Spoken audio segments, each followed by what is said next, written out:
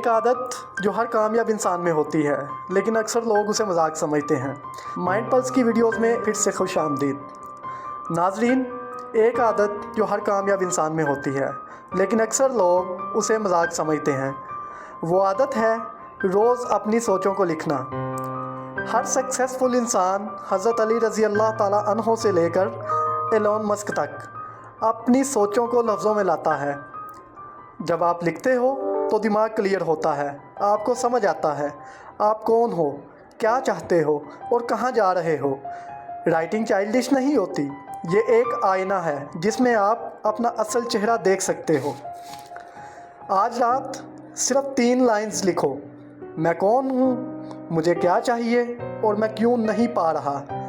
फिर देखो तुम्हारा दिमाग जवाब देना शुरू कर देगा। अगर तुम तैयार हो खुद को समझने के लिए तो माइंड पल्स को ज़रूर सब्सक्राइब करो। शुक्रिया।